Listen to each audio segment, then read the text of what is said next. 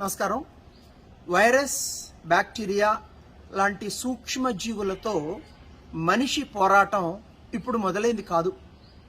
ఈ భూమిపై వైరస్ అనేది మనకంటే అనేక కోట్ల సంవత్సరాల ముందు పుట్టింది. అంటే మనకంటే ముందే ఉంది.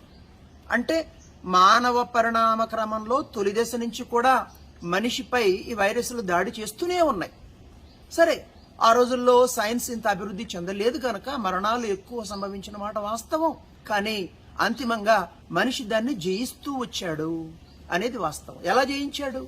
ఆ రోజుల్లో వ్యాక్సిన్లు లేవు, మందులు లేవు, ఆసుపత్రులు లేవు. ఎలా జయించాడు అంటే ప్రకృతి మనిషికి ఇమ్యూనిటీ సిస్టమ్ అనేదాన్ని ఇచ్చింది, రక్షక వ్యవస్థ అనేదాన్ని ఇచ్చింది. ప్రతి దేశానికి ఆ దేశం యొక్క సార్వభౌమత్వాన్ని కాపాడడం కోసం, ఇరుగు పొరుగు దేశాల, శత్రు దేశాల దాడి నుంచి ఆ దేశాన్ని రక్షించడం కోసం ఏ విధంగా సైనిక వ్యవస్థ ఉంటుందో అలాగే ప్రకృతి శరీరానికి, ప్రతి జీవికి, ముఖ్యంగా మన మనిషి గురించి మాట్లాడుకుంటున్నాం కాబట్టి మనిషికి ఈ రక్షక వ్యవస్థ ఇచ్చింది, ఇమ్యూనిటీ సిస్టమ్ ఇచ్చింది. ఈ ఇమ్యూనిటీ వ్యవస్థని మనం కాపాడుకోవాలి. ఈ వీడియో ఆ మాటకొస్తే మొత్తం నా పోస్టులు సైన్స్కి వ్యతిరేకం కాదు. సైన్స్ చాలా గొప్పది. సైన్స్ ఎవడబ్బ సొమ్ము కాదండి. సైన్స్ ఎవరిది? ఎప్పుడో ఆస్ట్రలోపిథికస్ దశలో, అంటే 40 లక్షల సంవత్సరాల క్రితం ఆడెవడో మన ముత్తాత వేటలో రాళ్లను ఉపయోగించగలమని అనుకున్నాడే, ఆడే మొదటి శాస్త్రవేత్త. కుక్కని, జాగిలాన్ని వేటలో ఉపయోగించగలుగుతాం అనుకున్నాడే, వాడే ఇంకొక శాస్త్రవేత్త. నిప్పుని ఇలా తయారు చేయొచ్చు అనుకున్నాడే, వాడే.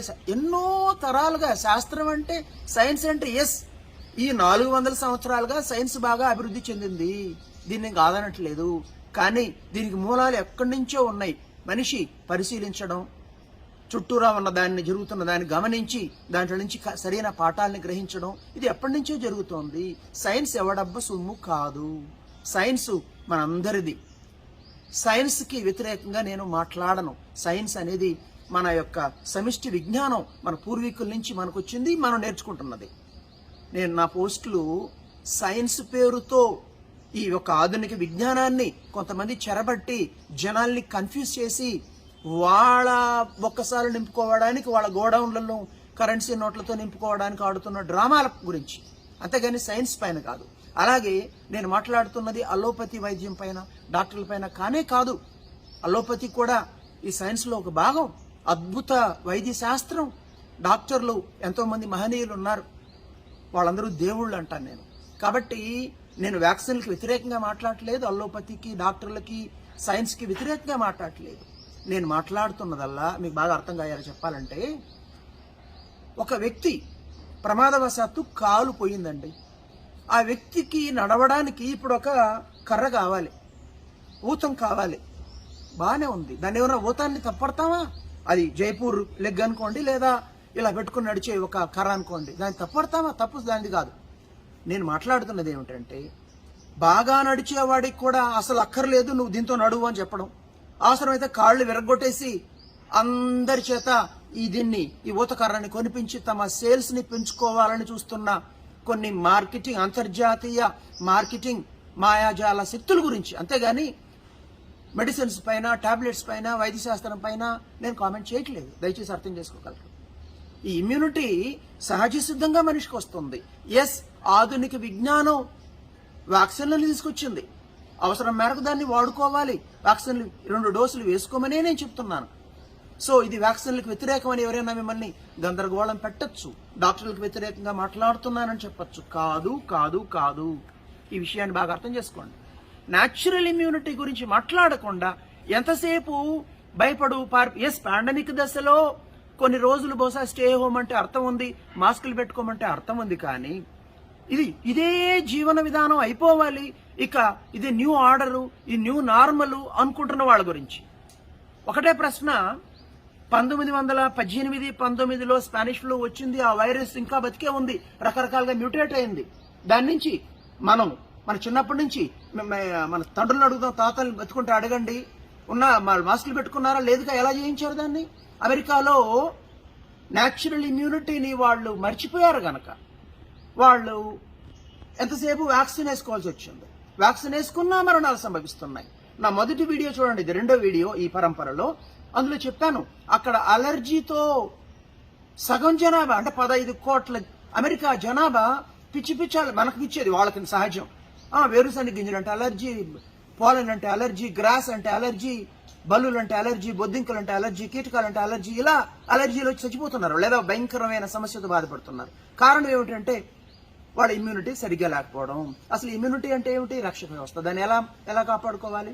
సింపుల్ అండి. ఆ ఆ ఆ ఈ మూడు, ఈ పాయింట్ ఆ ఆ ఆ ఆ అంటే ఆహారం, ఆ అంటే ఆరోగ్యం, సారీ ఆ అలవాట్లు, రెండు ఆలు. ఓకే, ఆహారం, అలవాట్లు, ఆహారం, ఆలోచనలు. ఇది ఓకే, నేను చెప్పడంలో తప్పు చెప్పాను. ఓకే, ఆహారం, అలవాట్లు, ఆలోచనలు. ఆహారం, మనం తీసుకునే ఆహారం ఏదైనా కానీ ప్రకృతికి దగ్గరగా ఉండాలండి. ఎస్, వేట ఆహార సంగ్రహణ దశలో పోయి జంతువుల్ని వేటాడి కాయలు మలాలు తినమని చెప్పట్లే నేను. కానీ మనం తినే ఆహారం విషతుల్యమైపోతుంది. రసాయనాలతో మరగబెట్టిన అరటి పండ్లు తింటున్నాం మనం. యూరియా వేసి విపరీతంగా పంటల్ని పెంచి ఆ రసాయనాలు మన శరీరంలోకి వెళుతుంది. ఇది మన దశ అయితే అమెరికా వాళ్ళు ఎక్కడికో వెళ్ళిపోయారు. మనకు లైట్ ఇయర్స్ దూరంలో ఉన్నారు మహానుభావులు వాళ్ళు. ప్రజలు తప్పు కాదని, ప్రజలు అమెరికా ప్రజల్ని విమర్శించడం లేదు. అక్కడ మార్కెటింగ్ శక్తులు జెనెటికలీ మాడిఫైడ్ ఫుడ్ అంటారండి.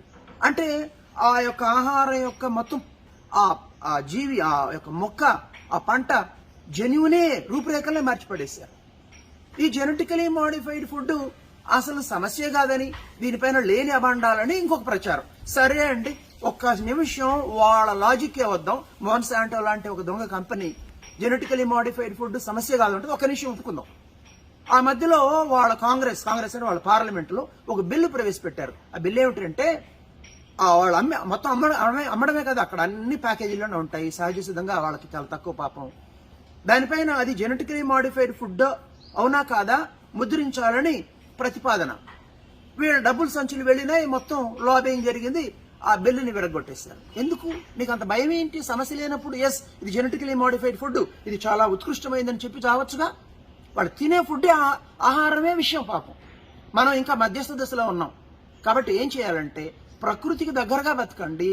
సహజ సిద్ధమైన ఆహారం, ఎక్కడి నుంచో న్యూజిలాండ్ నుంచి, ఆస్ట్రేలియా నుంచి ఇంపోర్ట్ చేసుకునే ఆపిల్ రక్తం పడుతుందని తినడం కాదు. మనకి ఇక్కడ దొరికే జామకాయలు, సీతాఫలాలు, రేగుపళ్ళు, రకరకాల పళ్ళు తినండి. అది డబ్బు కూడా ఎక్కువ ఖర్చు పెట్టక్కర్లేదు. రెండు, ఇందాక ఆహారం చెప్పాను. రెండు, అలవాట్లు అంటే మనం ఎన్ని గంటలకు నిద్రలేస్తున్నాం, ఎంతసేపు నిద్రపోతున్నాం, రోజులో మనది ఒక మిషన్ అండి. వ్యాయామం చేయాలి వాళ్ళ వయసు బట్టి. యోగా కావచ్చు, వాకింగ్ కావచ్చు, జిమ్ కావచ్చు, జాగింగ్ కావచ్చు, ఏదైనా కావచ్చు. కనీసం కాయ కష్టం చేయాలి. పూర్వీకులు కాయ కష్టం చేశారు, అలా పెరిగారు. వేట ఆహార సంగ్రహణ దశలో మనిషి కొన్ని గంటల పాటు మగాళ్ళు పరిగెత్తితే ఆడవాళ్లు ఆహార సేకరణ కోసం కిలోమీటర్లు తిరిగేవాళ్ళు అండి. మొన్నటిదాకా మన వాళ్ళు రుబ్బు రోళ్లు, రకరకాల పనులు చేశారు. ఇప్పుడు ఏం చేస్తున్నాం? సోఫాలో కూర్చుంటున్నాం, ఒక చిన్న ఇంత గిన్నె పెట్టుకుని తింటూ టీవీలు చూస్తున్నాం. ఇలా మన మనిషి ఇలా కూర్చోవడానికి అలవాటు కాలేదు. మన జెనెటిక్ మేకప్ అలా లేదు. కాబట్టి ఇమ్యూనిటీ బలంగా ఉండాలంటే ఏదో పని చేయాలి. కాయ కష్టం చేసుకుంటారా, బట్టలు ఉతుకుతారా, ఇల్లు ఊడుస్తారా, ఏం చేస్తారు మీ ఇష్టం, మీ యొక్క దీన్ని బట్టి. ఓకే, రెండు, అలవాట్లు. బాగా నిద్రపోవాలి. నిద్ర కరువు ఇప్పుడు. మనిషి డయర్నల్ అనిమల్ అంటారంటే రాత్రిపూట నిద్రపోవడానికి సిద్ధమైంది మన జెనెటిక్ వ్యవస్థ. ఉద్యోగాల రీత్యా కొంతమంది నైట్ షిఫ్ట్లు చేస్తున్నారు. సరే, వాళ్ళని నేను టచ్ చేయట్లేదు పాపం, ఎందుకంటే బతకాలి కాబట్టి. కానీ ఏమి పని బాట లేకపోయినా టీవీలు చూసుకుంటూ రాత్రి 1 గంట దాకా మిడ్ నైట్ డిన్నర్లని, షికార్లని, 2 గంటలకు 3 గంటలకు పడుకుంటే, అయ్యా నువ్వు పడుకోవడం, రాత్రిపూట పడుకోవాలని నీ యొక్క జెనెటిక్ వ్యవస్థ, నీ యొక్క బాడీ వ్యవస్థ శాసిస్తోంది. దాన్ని ఎందుకు ధిక్కరిస్తున్నావు? ఓకే, బాగా నిద్రపోవాలి. పడుకుంటే నిద్రపడుతుంది అంటే రకరకాల చింతలు, ముఖ్యంగా ఆలోచనలు. ఒక్కటి ఆలోచించండి మీరు, భయపడితే ఇమ్యూనిటీ వస్తుంది. కోపం, ఉద్రేకం, టెన్షన్, ఈర్ష్య, అసూయ, నెగిటివ్ భావనలు ఏదైనా మన ఇమ్యూనిటీ సిస్టమ్ దెబ్బతీస్తాయి. 2 సంవత్సరాలుగా మీకు ఒకటే మాట, చస్తావు, మాస్క్ పెట్టుకోకపోతే చస్తావు, వ్యాక్సిన్ వేసుకోకపోతే చస్తావు అంటున్నారు. అక్కడ మాస్క్తో సమస్య కాదు, వ్యాక్సిన్తో సమస్య కాదు, చస్తావు అని భయపెడుతున్నారే, అది వాళ్ళ ఉద్దేశం మంచిది కాదు. అక్కడ ఇదే నేను చెప్తున్నాను, ఉద్దేశం మంచిది కాదు. అలా భయపెట్టి నీకు వ్యాక్సిన్ వేసుకున్నా మాస్క్ వేసుకున్నా గ్యారంటీ వస్తావు. అమెరికాలో అదే జరుగుతోంది. కాబట్టి బాధ్యతాయుతంగా వ్యవహరించండి.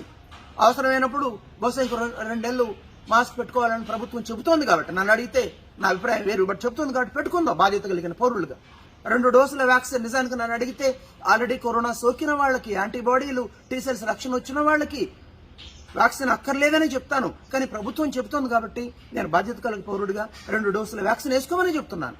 కానీ ఇంకా బహుశా ముసలి వాళ్ళకి, ఇమ్యూనిటీ కాంప్రమైజ్ అయిన వాళ్ళకి బూస్టర్ డోస్ అవసరమే. కానీ ఇక జీవితాంతం సంవత్సరానికి 2 పొడిగింపులు చేసుకుంటాను భయపడుతూ, మాస్కులు పెట్టుకుని, మాస్క్తో సమస్య కాదు, భయపడుతూ బతికేస్తాను అంటే అమెరికాకు పట్టిన గతే పడుతుంది ఇవాళ. ఇది చూస్తుంటే చైనా వాడి కుట్ర, నేను ఎప్పుడో చెప్పాను, వాడి కుట్ర చాలా పెద్దదని అర్థమవుతుంది మెల్లమెల్లగా. అసలు ఈ కరోనా సమస్య నుంచి కనుచూపు మేరలో, అంటే రాబోయే 10-20 ఏళ్లలో అమెరికా, ఇంగ్లాండ్ సమాజం, యూరోపియన్ సమాజం బయటపడుతుందా అని భయం వేస్తుంది. నా భయాలు నిజం కాకుండా ఉండాలి. సర్వే జన సుఖనభవంతో అని కోరుకుంటాను. కానీ వాళ్ళు వెళుతున్న దారి, ఎందుకంటే న్యాచురల్ ఇమ్యూనిటీ గురించి ఎవడూ మాట్లాడ్డా అక్కడ. న్యాచురల్ ఇమ్యూనిటీ ఇప్పటికైనా వాళ్ళ ప్రయాణం మొదలెట్టారు, మంచి తిండి తినడం, బాగా నిద్రపోవడం, దీనిపైన టాక్ లేదు. ఎంతసేపు బూస్టర్ డోసులు వేసుకో అంటే మనిషిని ఈ యొక్క వ్యాక్సిన్ కంపెనీలకి, స్టార్ హాస్పిటల్స్ కి ఒక కస్టమర్స్ గా, గినీపిక్స్ గా మార్చేస్తున్నారు. ఫారం కోళ్లు ఎందుకు పెంచుతారు మన వాళ్ళు? ఖర్చు చేయడానికి పెంచుతారు, అంతేగాని వాటిపైన ప్రేమతో పెంచరు. అలాగే తయారైపోయింది ఆధునికవాది. ఇవాళ మొత్తం మనుషులు అమెరికా లాంటి సమాజంలో ఈ ఫార్మా కంపెనీలకి, ఆసుపత్రులకి గినీపిక్స్ గా తయారైపోయారు. వాళ్ళ లాభాల కోసం వీళ్ళని చంపేస్తున్నారు. ఈ పద్ధతి రాంగు. మనిషి కోసం వైద్యం, పీపుల్స్ మెడిసిన్, ఇది నా మనిషి కోసం వైద్యం, వైద్యం కోసం మనిషి కాదు.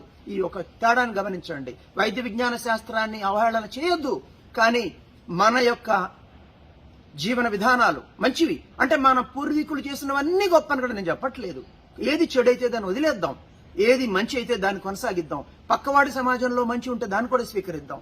అలా ముఖ్యంగా మన తాత ముత్తాతలు జీవించిన మంచి జీవనం వల్లే మనం ఇవాళ ఆరోగ్యంగా ఉంటున్నాం. లేకపోతే మనకు కూడా ఇండియాలో ఇప్పుడు అమెరికాలో ఉన్నట్టుగా, ఇంగ్లాండ్లో ఉన్నట్టుగా వేలాది లక్షలాది కేసులు, వేలాది మరణాలు ఉండి బహుశా చాలా మంది ఈ వీడియో మీరు చాలా మంది చూసి ఉండేవాళ్ళు కాదు. మీరు చూస్తున్నారంటే మీ తాత ముత్తాతలు ప్రకృతికి దగ్గరగా, అంటే పిల్లల్ని మట్టిలో ఆడుకొనిచ్చారు. ఎండ, నీడ, గాలి, వెలుతురు, పంచభూతాలు, వీటికి దగ్గరగా ఉండాలి మనిషి. వీటి నుంచి వచ్చింది మన యొక్క శరీరం, వీటి నుంచి వచ్చింది మన పరిణామ క్రమం. దానికి దూరంగా కృత్రిమ వాతావరణంలో ఉంటే మాత్రం ఇలాగే సమస్య వస్తుంది. అసలు మానవ జాతి అంతరించిపోయే దశ అంటూ ఏదైనా వస్తే ఇమ్యూనిటీని ఇలా ఫార్మా కంపెనీలకి దాసం చేసేసి కృత్రిమ ఇమ్యూనిటీతోనే బతకాలనుకుంటే మాత్రం మొత్తం మానవ జాతి ఈ భూగోళం నుంచి అంతరించిపోయే పరిస్థితి వస్తుంది. అమెరికా, ఇంగ్లాండ్ సమాజాలకు మనకు వద్దు. కానీ మన గురించి అంటే, ఎందుకంటే వాళ్ళు బాగుపడాలని కోరుకుంటాం, కానీ సమస్యలు వేరక్కడ. మన గురించి మనం చూసుకుందాం ముందుగా. కాబట్టి దయచేసి మీ పిల్లల్ని మట్టిలో ఆడుకొని ఇవ్వండి. వాళ్ళని కృత్రిమంగా పెంచొద్దు, సహజ సిద్ధంగా ప్రకృతికి దగ్గరగా పెంచండి. మంచి ఆహారం ఇవ్వండి. ఇవన్నీ చేయండి. సర్వేజన సుఖినోభవంతు. నమస్తే.